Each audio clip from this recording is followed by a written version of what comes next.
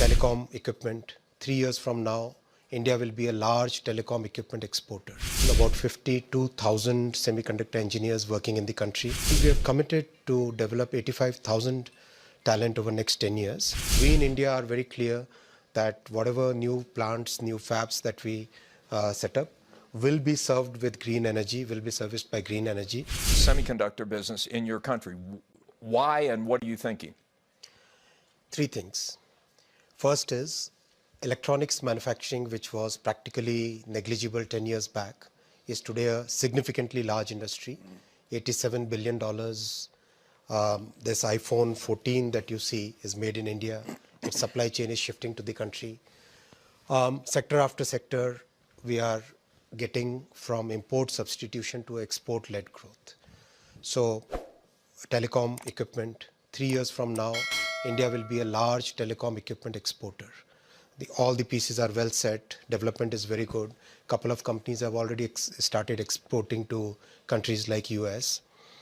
So a very large market which requires semiconductor as the basic raw material, item one. Item two, a very competitive talent pool, good talent pool, about 52,000 semiconductor engineers working in the country.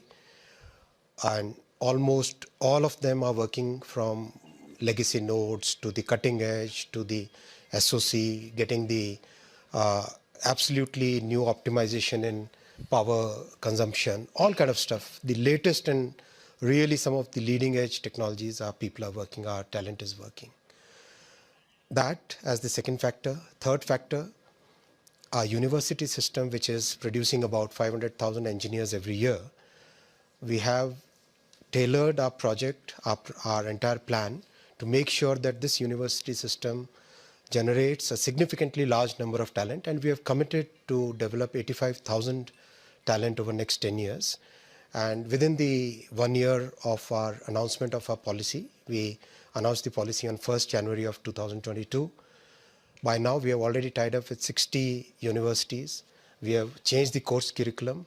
So all these factors together make it very natural that India should be the destination for semiconductor. And how about financing? How much money is the government putting behind this effort? Government is putting $10 billion. That is just the first tranche. And we fully understand that this is not something which can be done in a quarter or two or a year. This is a long haul.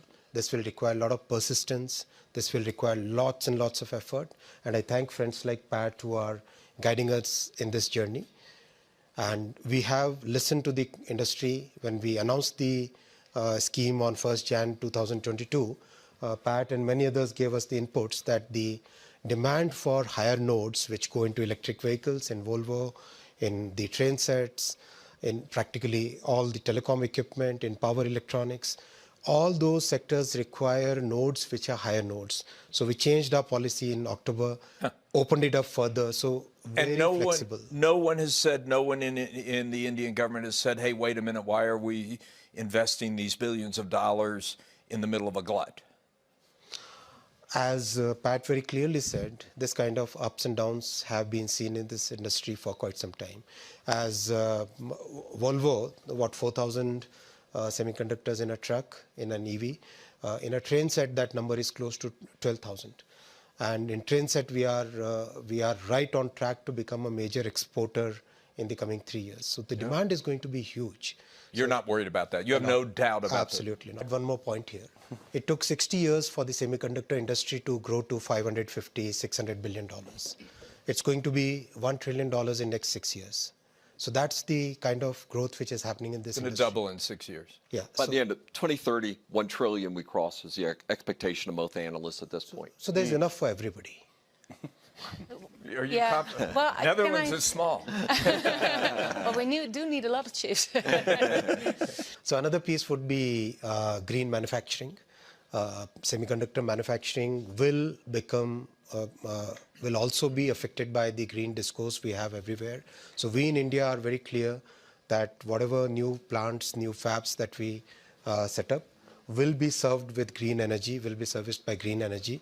We already have 42% of our energy from green sources, from renewable sources, and we do want to add that advantage to the semiconductor manufacturing also. We have actually addressed that in our policy. That's a very valid point. Close to half the total demand is from the mature nodes. So, so in our case, in the case of India, our entire policy supports mature nodes as well as advanced. We think we'll start with the mature nodes. And there is another innovation which is happening, and which is where the design capabilities really come to play, as Pat said. For example, in a car, if there are like 200 chips going in, wouldn't it be more economical to design a system which has probably 3 or 4 chips, which is able to make sure that the glass goes up and down on time, make sure that the speed governor is properly in place. So that kind of innovation is also going to come, Pat, if you would like to add on. Fully agreed. And that is where new kind of innovations which come.